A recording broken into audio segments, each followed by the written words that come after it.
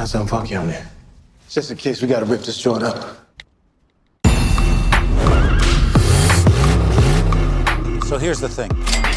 I'm looking at some of the country's finest thugs, and of course, young Mozart in a go-kart over there.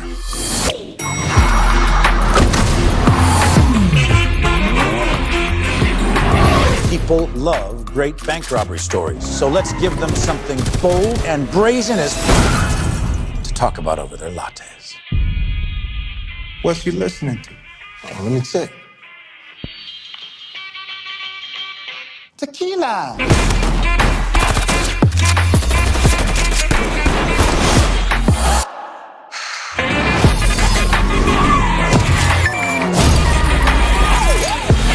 This shit is bananas, dog.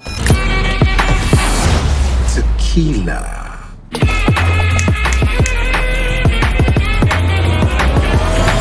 Well, aren't you the lucky one? That's right. You tell him, baby.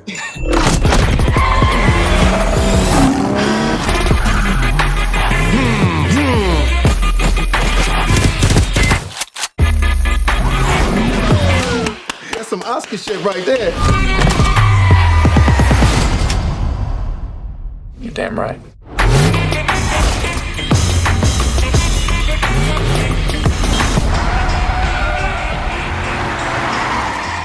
I'm sorry, ma'am. What the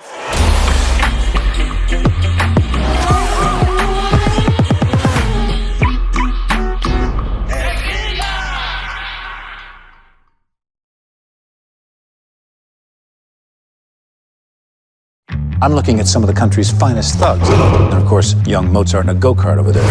People love great bank robbery stories, so let's give them something bold, shameless, and brazen as to talk about over their lattes.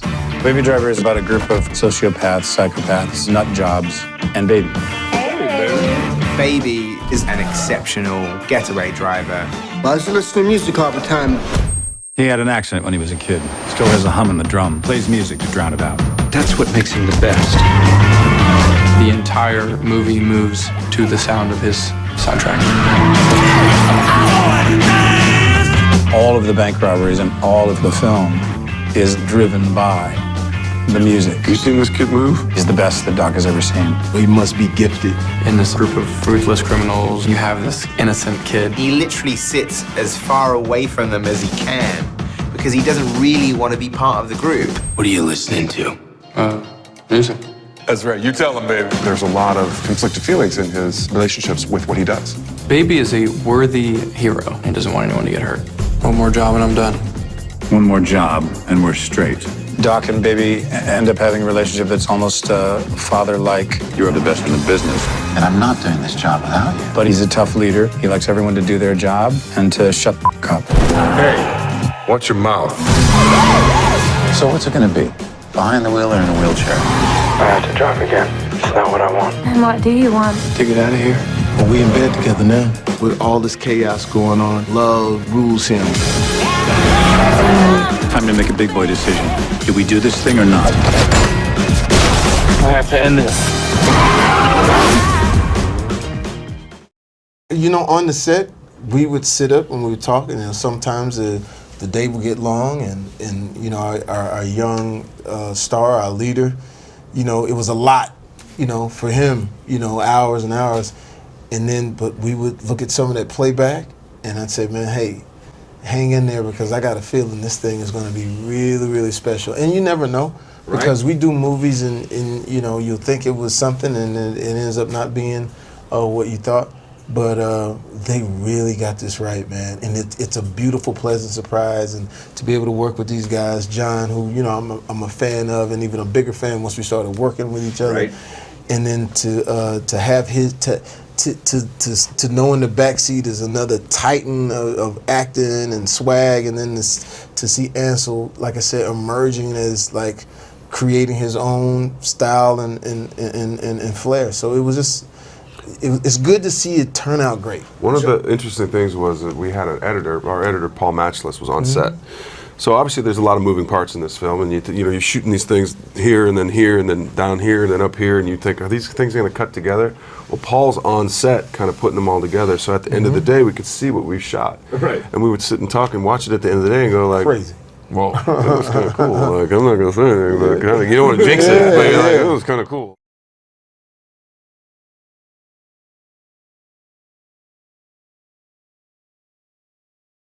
Because the music was already baked into the script. He'll play the track along to it, and you'll see that it works. Like the idea of it works. Obviously, you got to fine tune it and all that stuff, but the idea of it works. And we thought, like, okay, maybe we do have something here.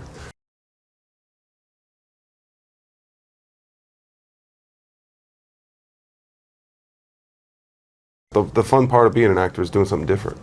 And Buddy was a significant departure for me, and it was fun. It's fun. It's fun to play a bad guy.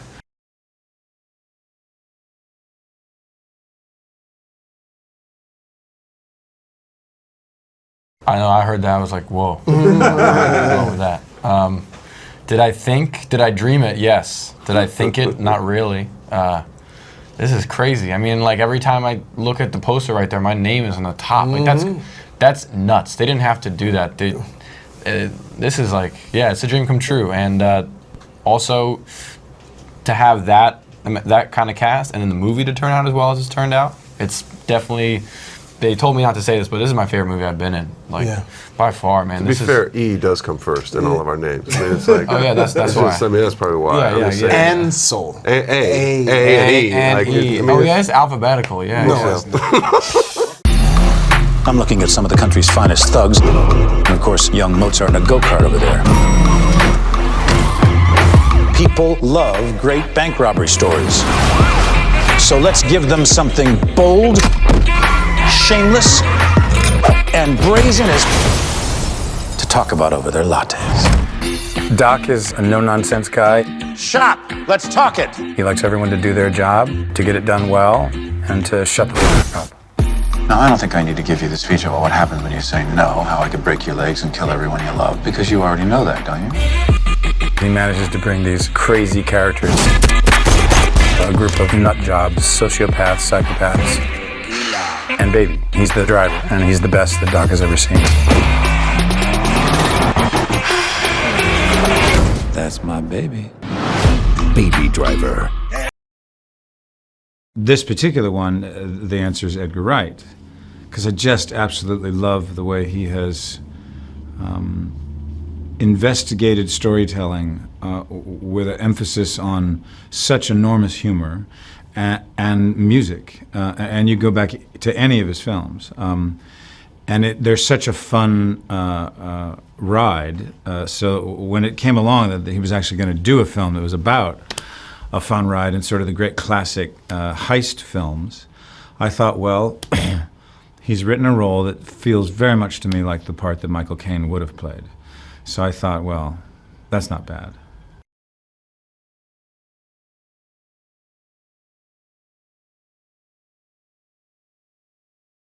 Well, you actually get a CD of the soundtrack. So Edgar chooses the music before anything else. And so you're able to read a scene while you're listening to the music that will play in that scene. And then that extends to when you get on the set, you have an earwig. And quite often, Edgar wants you to physically move to the rhythm of the song that is playing in that scene. So if people watch this film, they'll see there's moments where there's literally, I'm stacking money to the rhythm of the music, but I was actually hearing it. And they count back the counts, 5, 6, 7, 8, dun, dun, dun, and so you're doing it to, literally you were acting to the track.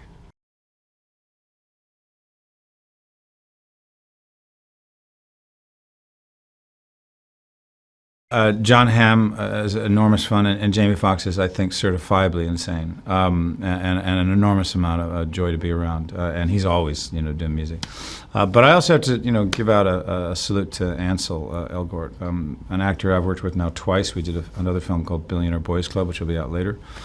And he's a rare, extremely dedicated actor who really is an artist in lots and lots of ways. He's a DJ himself, and we've become good pals.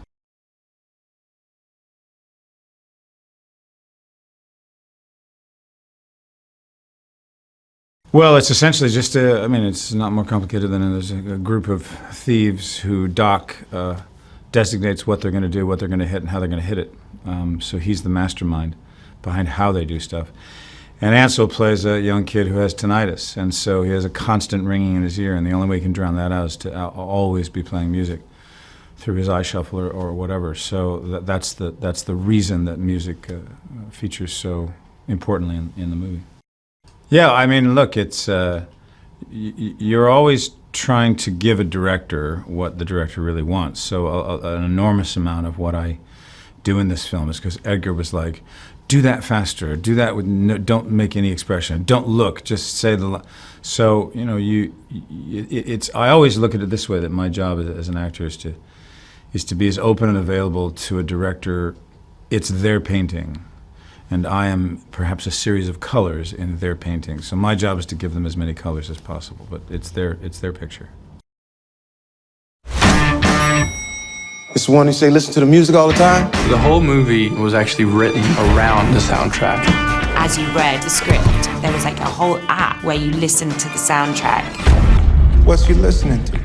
Tequila! The soundtrack very much directed the action sequences. They were choreographed, so when we were shooting guns and closing doors, everything had to be precise.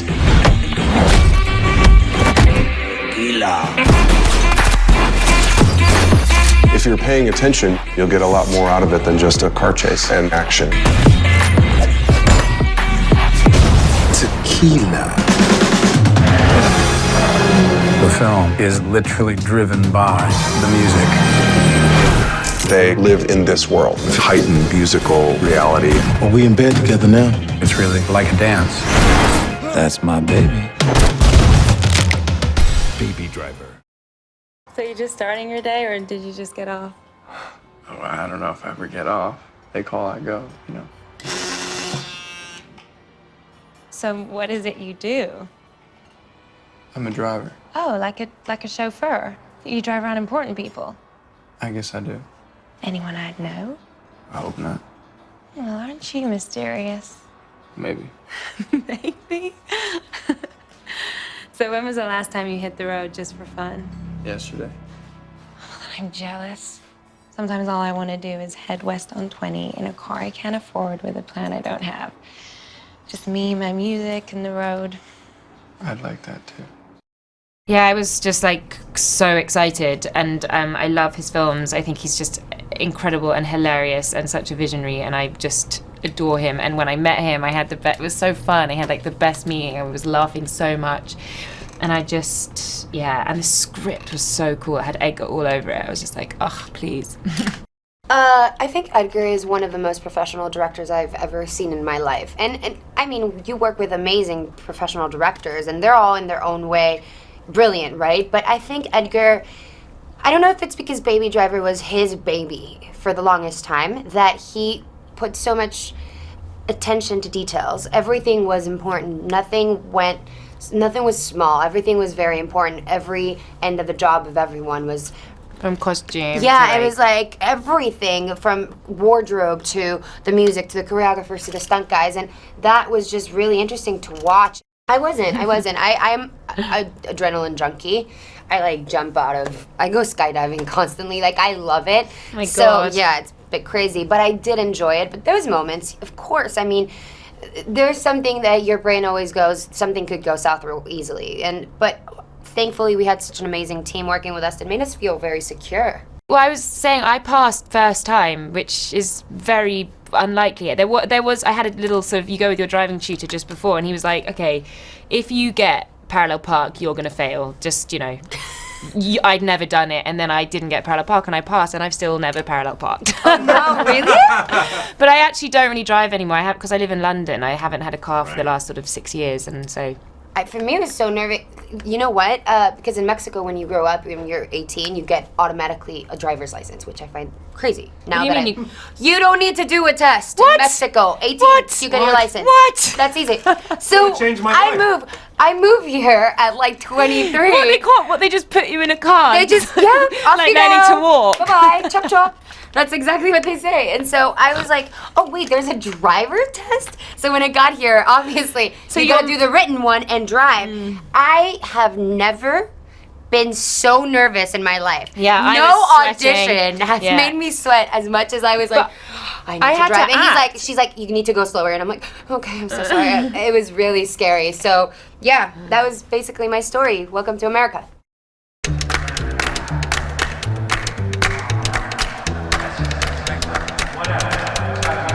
an 8:30 start in the AM.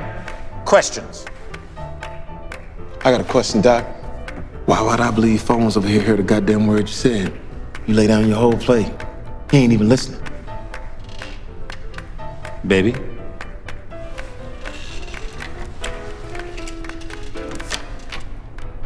The target is an armored truck at Perimeter Trust in Dunwoody, 10 a.m. sharp. We have the details of the route because someone at the depot has a nasal problem. The bank itself is right near the Buford Highway, so we should be able to hit the ramp within 60 seconds of getting out.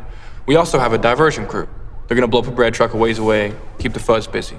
The dress code is the Michael Myers Halloween mask, but don't all buy your mask at the same time, it looks suspicious. The switch car is ready, but you want me to hit the long stay parking structure at Hartsfield Jackson to get a heist vehicle that stays colder longer?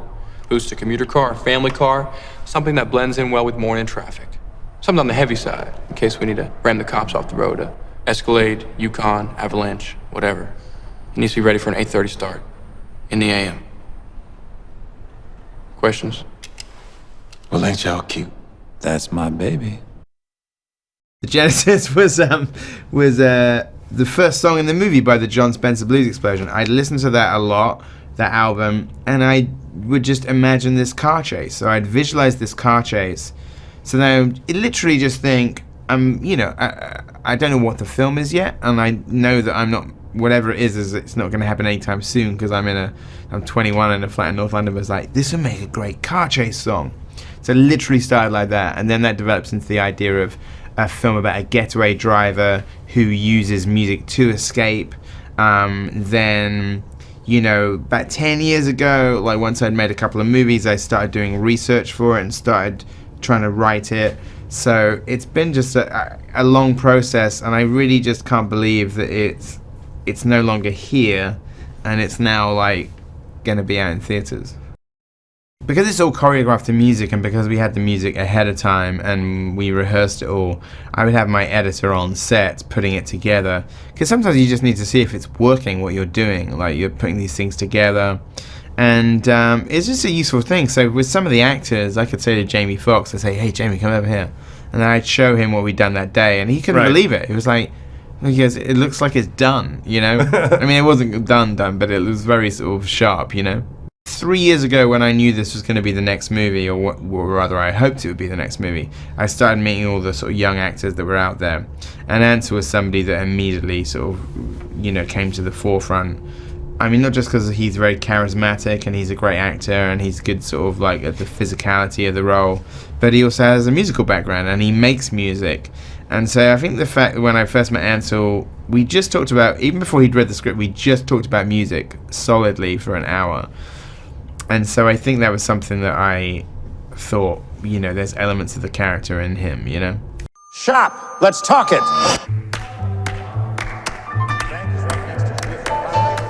The AM question.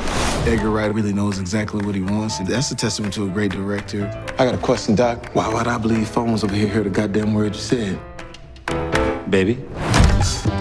Edgar's greatest gift as a filmmaker is his visual vocabulary. He tells stories through pictures. He doesn't depend on somebody on screen saying what you're supposed to be feeling. He can show you, and he can tell stories very elegantly that way. The music plays a large role in how the story's told. The scenes are choreographed to the music. Have you seen this kid move? Seeing the collision of music and visuals was a big thing for me at a young age. He's the best driver in the business. I wanted to make energetic, music-driven action film with characters that you love and characters that you're scared of, and a wild experience. Edgar, he's such a brilliant, visual, complex director. So the movie is really badass. You have to quite often rehearse with the music track that he's going to eventually put in the film so that you rhythmically are doing exactly what he wants to have happen. We always had earpieces in with the music of the scene. Wait, I gotta start the song over. Okay, go.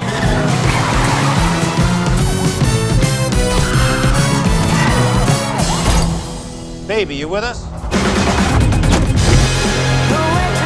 There's an element of escapism, and it's a fun ride. Do all your stories end up with somebody dying? Guess you just gotta find out, huh?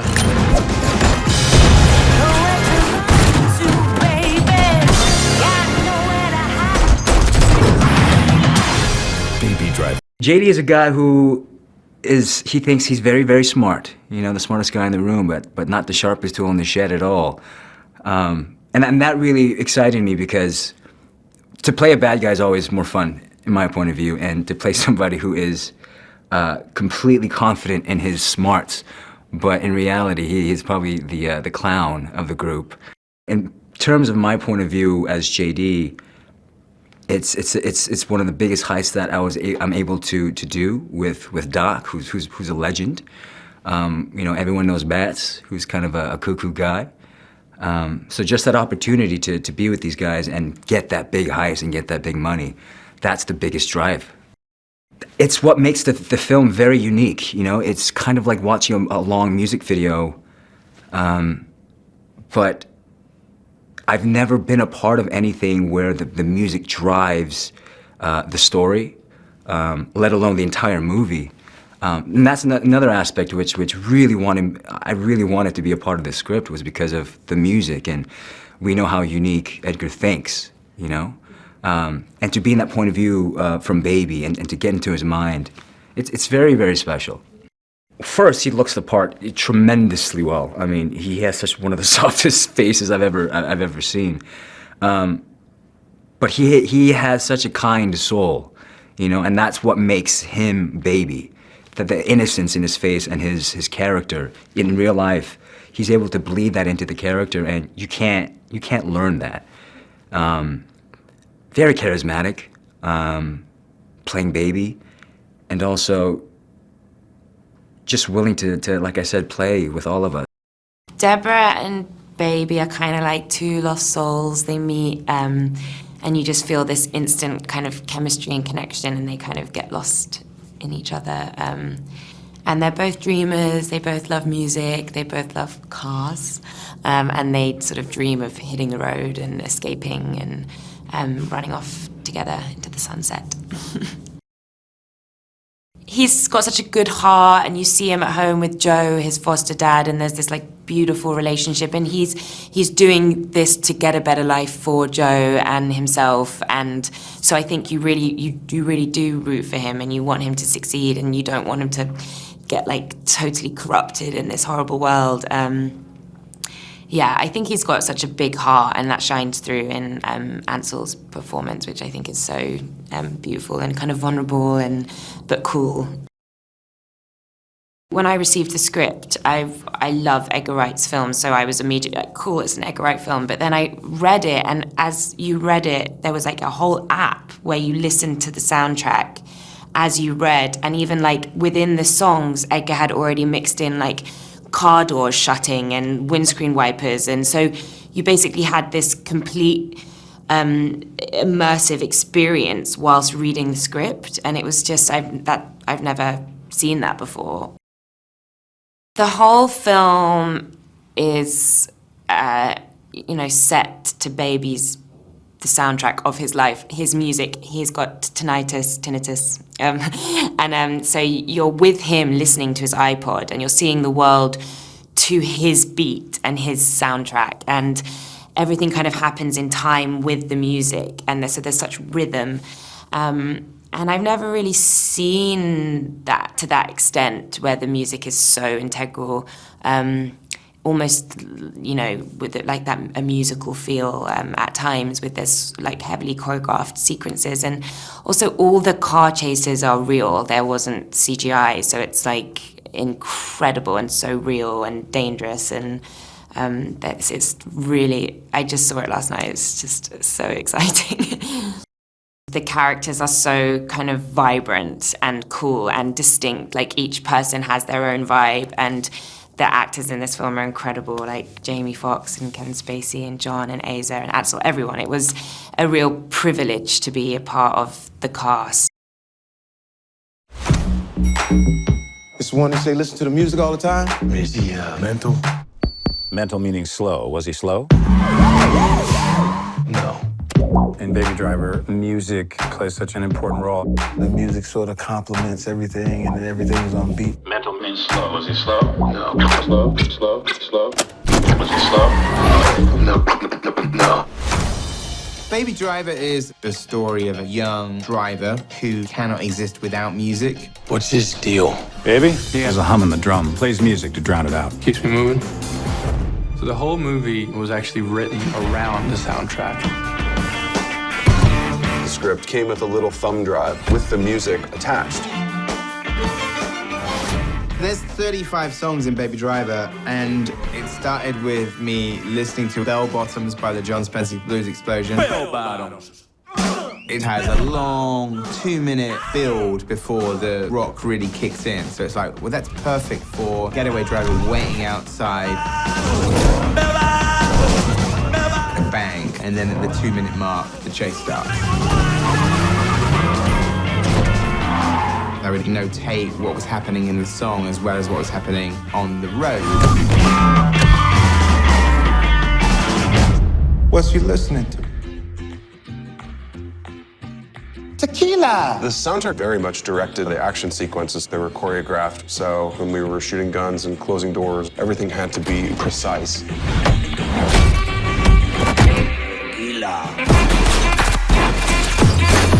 If you're paying attention, you'll get a lot more out of it than just a car chase and action. Tequila. The film is literally driven by the music.